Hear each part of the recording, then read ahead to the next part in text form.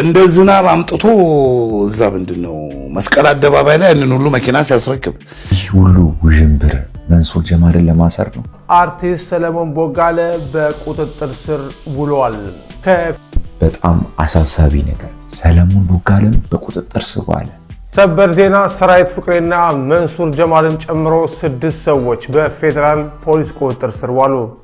እነ ሰራዊት ፍቅሬ በቁጥጥር ስር መዋላቸውን ሰምተናል። ይሄን መኪኖቻችን ገብቷል። አዲስ አበባ ከስተመር እየጠበቀን ነው። እንግዲህ የእውነት በእውነት እያየናቸው ነው። እየተጫኑ ነው መኪኖቹ። ይሄ ነገር አሁንም በዚህ ዙሪያ ላይ ያሉ ሰዎችን ወደ እስር ቤት ያመራል ብዬ አስባለሁ። በነገራችን ላይ መኪኖቻችን ማስረከባችንን ቀጥለናል። ለዚያው የሚገርም ሁኔታ ወንድም ካሊድም በቁጥጥር ስር ውሏል። ይህም በጣም የሚገርም ነውና የከተማዊ ትራንስፖርት የምናምን ኃላፊዎች መጥተው እንትን ሲያደርጉ ይሄንን ስታይ እንደገና ደግሞ ከሱ በላይ በመንሱር ጀማልና በተለያዩ ሰዎች ምክንያት አርቲስቶቻችንን እየታፈሱ ነው። ሰላም የተወደዳችሁ ክብራና ክብራን የሃናኒ ቲቪ ተመልካቾች እንደምን አላችሁ? እንደምን ሰነበታችሁ? ውድ ቤተሰቦቻችን ዛሬም ለእናንተ በአዲስ ቪዲዮ መጥተናል። ውድ ቤተሰቦቻችን ይህን ቪዲዮ ከመጀመራችሁ በፊት ላይክ እያደረጋችሁ ጀምሩ ዘንድ በአክብሮት ጠይቃችኋል። ውድ ቤተሰቦቻችን ሰሞኑን የምንሰማቸው ዜናዎች በጣም የሚገርሙ ዜናዎች ናቸውና እኔ እንዳጋጣሚ ዜናዎችን የተረጋገጠ መረጃ ሊያስብዬ ነበረ እስካሁን ያቆየሁት ያለው ፊንቴክ ኢንቨስትመንት ግሩፕ የተነሳ ብዙ ውዥብሮች እንደተነሱ እናውቃለን። አሁን ፊንቴክ ኢንቨስትመንት ግሩፕ ማስታወቂያ እየሰሩት እነ ሰራዊት ፍቅሬና የመሳሰሉ እነ ሰለሞን ቦጋለ፣ ወንድም ካሊክ እና ዳንኤል የመሳሰሉት አርቲስቶቻችን በቁጥጥር ስር መዋላቸውን ዜና ሰምተናል። ቀደም ሲል በሰበር መረጃ እንዳጋሯችሁ የታሰሩ አርቲስቶችም ተለይቷል። በዚህ መሰረት አርቲስት ሰራዊት ፍቅሬን ጨምሮ መንሱር ጀማል፣ አርቲስት ይገረም ደጀኔ እንዲሁም ደግሞ ወንድም ካሊድን ጨምሮ የምትመለከቷቸው አርቲስቶች በዛሬው መታሰራቸውም ተሰምቷል። የመታሰራቸው ምክንያት በውል የታወቀ ነገር ባይኖርም ነገር ግን ከፊንቴክ ኢንቨስትመንት ጋር በተገናኘ በሰሩት ማስታወቂያ እንደሆነ አውንታ በርሳ መናገሩን ተከትሎ አንድ መረጃን አቀብያችሁ ነበረ። ለማንኛውም ከሚመለከተው የመንግስት አካል መረጃን የማገኝ ከሆነ ወዲያው የማሳውቃችሁ ይሆናል። መረጃዎችን ለመከታተል ፎሎ ማድረግን አይረሳ። መልካም ምሽት፣ መልካም ቆይታ። ይህም ፊንቴክ ኢንቨስትመንት ግሩፕ መኪናን በቅናሽ ዋጋ አስመጣሉ በማለት ብዙ ሰዎችን በማጭበርበር ተከሶ ነውና እንደተነገረውም ደግሞ የተወሰነ መኪኖችንም ወደ አገር ውስጥ አስገብቶ ነበር። ከዛ መኪኖቻችን ገብቷል። አዲስ አበባ ከስተመር እየጠበቀን ነው። እንግዲህ የእውነት በእውነት እያየናቸው ነው። እየተጫኑ ነው መኪኖቹ።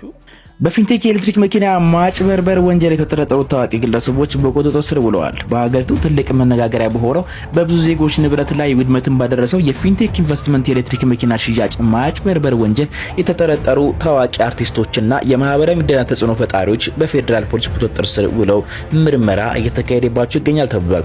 በቁጥጥር ስር ከዋሉት መካከል አንጋፋው አርቲስትና የማስታወቂያ ባለሙያ ሰራዊት ፍቅሬ፣ አርቲስት ዳንኤል ተገኝ፣ አርቲስት ይገረም ደጀኔ፣ አርቲስት አብርሃም ግዛው እንዲሁም ታዋቂዎቹ ቲክቶከሮች ተጽዕኖ ፈጣሪዎች መንሱር ጀማልና ወንድሙ ካሊድ ይገኙበታል። እነዚህን ግለሰቦች እስካሁን በዋስም ሆነ በነጻ ያልተለቀቁ ሲሆን ፖሊስ ጉዳዩን በጥብቅ እየመረመረ መሆኑንም ገልጿል። ታዋቂ ሰዎች መታሰርና የማጭበርበር ሂደቱ እነዚህ ታዋቂ ሰዎች በቁጥጥር ስር መዋል ዋነኛ ምክንያት አጭበርባሪ ከተባሉ ድርጅት ጋር በመተባበር ማስታወቂያ መስራትና የህዝብን አመኔታ ያለ ጥቅም በመዋላቸው እንደሆነ ተመልክቷል። ድርጅቱ የቢዋይዲ ሴጉል የኤሌክትሪክ መኪናዎችን በ950 ሺህ ብር ቅድመ ክፍያ ከ3 ወር ጊዜ ውስጥ አቀርባለሁ በሚል ማታለል ከ450 በላይ ከሚሆኑ ዜጎች ወደ 600 ሚሊዮን ብር የሚጠጋ ገንዘብ ሰብስቦ ተሰውሯል ሲልም ተረጋግጧል። ተበዳዮች ገንዘባቸውን የሰጡት ድርጅቱን ህጋዊን ተረጋግጠው ሳይሆን የቴሌቪዥንና በማህበራዊ ሚዲያ የሚያውቋቸውና የሚያከብሯቸው እነዚህን አርቲስቶች አመነው በመሆኑ የተፈጸመው ድርጊት የሞራል ቀውስን የከፋ አድርጎታል። በአሁኑ ወቅት ጥሪታቸውን የተነጠቁትና ለወራት የተጉላሉት ደንበኞች ፍትህ ፍለጋ በመንግስት መስሪያ ቤቶች ደጃፍ ሰልፍ በማውጣት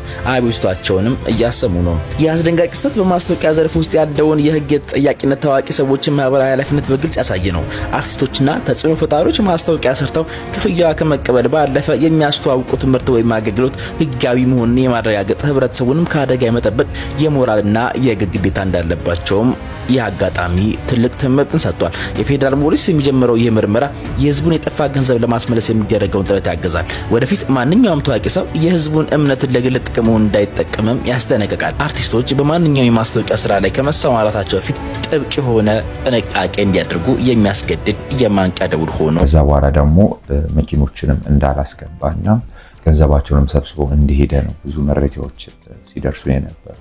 እነ መንሱር ጀማልም በዚህ ዙሪያ ላይ በጣም ተጠያቂዎች ናቸው እና መንሱር ጀማል እንደሚታወቀው የፊንቴክ ኢንቨስትመንት ግሩፕ ባለ አክሲዮን ነኝ በማለት ብዙ ቪዲዮችን ሲሰራ አይተናል። አሁን ግን መንሱር ጀማልም በቁጥጥር ስር መዋሉን በሰማናቸው ዜናዎች ላይ ሰምተናል።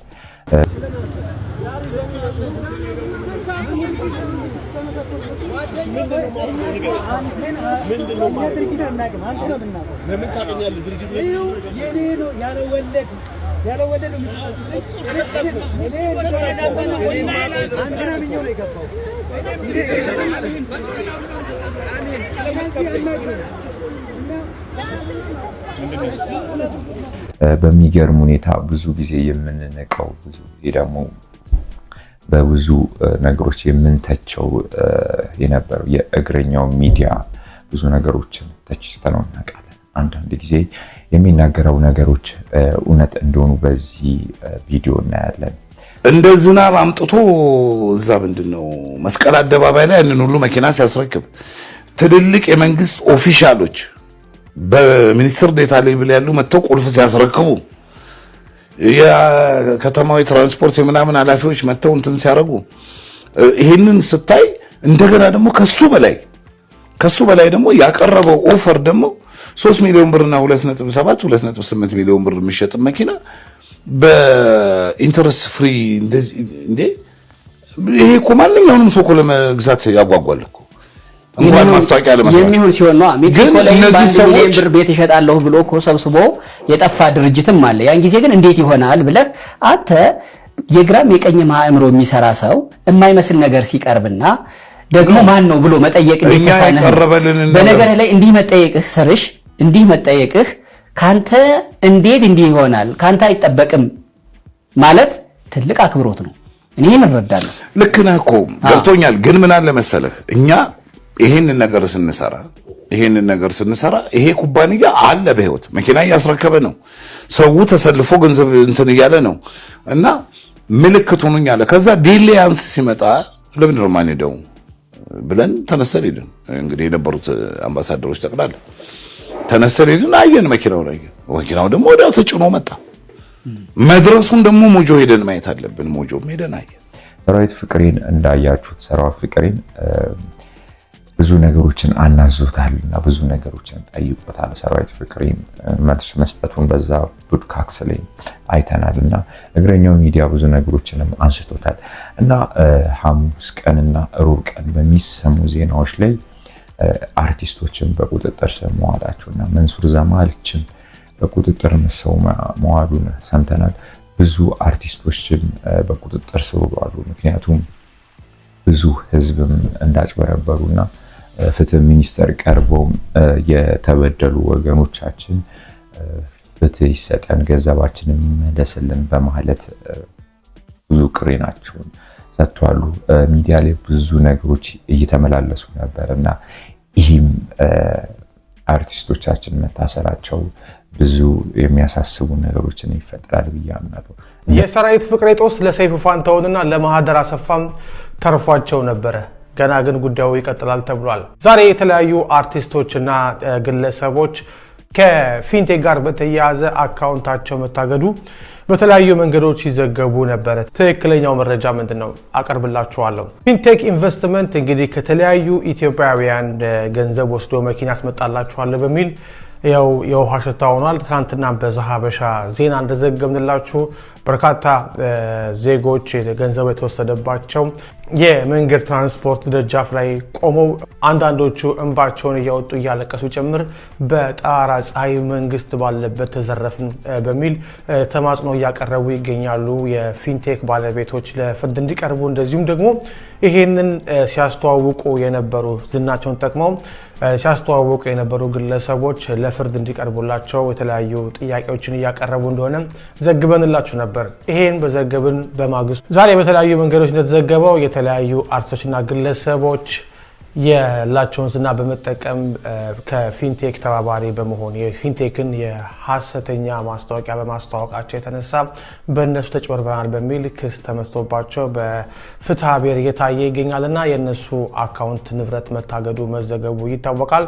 ዘሀበሻ ባለው የፍርድ ቤት ማስረጃ መሰረት የሰራዊት ፍቅሬን ጨምሮ የ10 ግለሰቦች አካውንት ታግዶ የነበረ ሲሆን ከመጋቢት 7 ጀምሮ ደግሞ እንዲነሳ መደረጉን በፌዴራል የመጀመሪያ ደረጃ ፍርድ ቤት ሬጅስትራር ሰላማዊት ስም የወጣው ደብዳቤ ያመለክታል። ስለዚህም ሰራዊት ፍቅሬን ጨምሮ የተከሰሱት አካውንታቸው እንደገና ቢለቀቅላቸውም እነሱ ግን ዳኛዋ ግን ጉዳዩን እመለከታለሁ ብላለች። በህዝቡ በእነሱ ማስታወቂያ ተታሏል አልተታለለም የሚለውንና ህዝቡ ደግሞ ያቀረበውን ክስ ዳኛዋ እከታተላለሁ ብላለች። ለጊዜው ግን የአካውንታቸውን መታገድ መነሳት የሚያመለክት ማስረጃዎች አግኝተናል።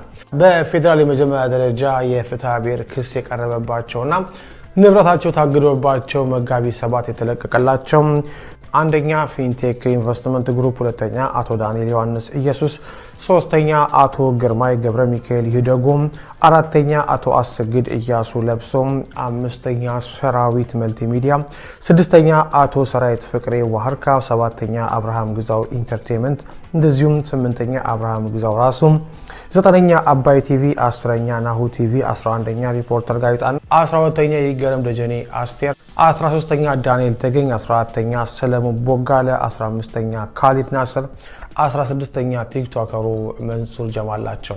ሰራዊት ፍቅሬ ወደፊት አካውንቱ የሚታገድ ከሆነ እነ ሰይፉ ፋንታውን መንካቱ የማይቀር ነው። ምክንያቱም ኢትዮ ኤፍኤም የሚባል የጋራ ድርጅት አላቸው ከአላም ጉዳይ ከፈተላቸው ለሰይፉ ለማህደርና እንደዚሁም ደግሞ ራሱ ለሰራዊት ፍቅሬ። ስለዚህም ፍርድ ቤት ንብረት ሲያግድ ወደ ኢትዮ ኤፍኤም በመሄድ የነ ሰይፉ ፋንታውንም ሊያጉላላቸው ይችላል። ከጉዳዩ ጋር ምንም አይነት ግንኙነት ባይኖራቸው ሰይፉና ማህደር የሰራዊት ጦስ ግን ሊደርሳቸው ይችላል። ስለዚህም ማንኛውም ግለሰብ ለምትሰሩት ማስታወቂያ ጥንቃቄ ማድረግ አለባቸው። በተለይ እንደዚህ ሪል ስቴት እንደዚህ የመኪና ያስመጣሉ ምናምን የሚሉ ነገሮች ላይ ከፍተኛ ጥንቃቄ ያስፈልጋል። ዝናችሁን ተጠቅመው ብዙ ሰዎች ሊሳሃት ይችላል። በዛ የተነሳ የብዙ ሰዎች ህይወት ተበጥቷል። ትላንትና በነበረው ሰላማዊ ሰልፍ ላይም ሲናገሩ የነበሩት በዚህ የተነሳ ስትሮክ የታመመ ሰው አለ። በዚህ የተነሳ ብዙ በሽታ ውስጥ የወደቁ ሰዎች አሉ። እርጉዝ ያስወለዳ ሴት አለች። ብዙ ነገር ነው በደል የደረሰባቸው ሰዎች እየተናገሩ የሚገኘው። ስለዚህ ይሄ ነገር ጦሱም ለሌሎች ለስራ ባልደረቦች ለሼር ሆልደሮች ሊደርስ ስለሚችል ማስታወቂያ የምታስተዋውቁ ሰዎች ጥንቃቄ ማድረግ ይገባቸዋል። እንደምናውቀው ያለመከሰስ መብትና ብዙ እገዳዎች ተጥሎባቸው ነበር። እነሱም በቅርብ ጊዜያት ነበር የተነሳላቸው። ይህም አዲስ ውዥንብሮችን በመፍጠርና ባለ ንብረቶች ደግሞ እነሱን አምነው መኪናቸው የተለያዩ ገንዘባቸውን በመክፈል መኪና ሲጠባበቁ የነበሩ ነበርና አሁን በሰማነው ዜና ደግሞ ማስታወቂያ የሰሩት አርቲስቶቻችንም እነ መንሱር ጀማልም የምናውቀው ደግሞ በጎ ስራዎች የምናውቀው ወንድም ካሊድ ፋውንዴሽን መስራች ነው። ካሊድ እሱ በቁጥጥር ስር መዋሉን ሰምተናል። እስቲ አንዳንድ አዳዲስ ነገሮችንም አዳዲስ መረጃዎችንም ሲኖሩ ለእናንተ የምናሳያችሁ ነው። የቻናል ለብዙዎች ላይክ፣ ሼር፣ ሰብስክራይብ በማድረግ አጋርነትን ይግለጹ። ውድ ቤተሰቦቻችን ዛሬ በርከት ያሉ ቪዲዮዎችን ነው ለእናንተ የተከታተለን ምን ለቅላችሁ ይሆናል። ስለተከታተላችሁ እጅግ አድርገን እናመሰግናለን። ሁሌም እንደምንላችሁ ኢትዮጵያን ሰላም ያደርግልን። እናመሰግናለን።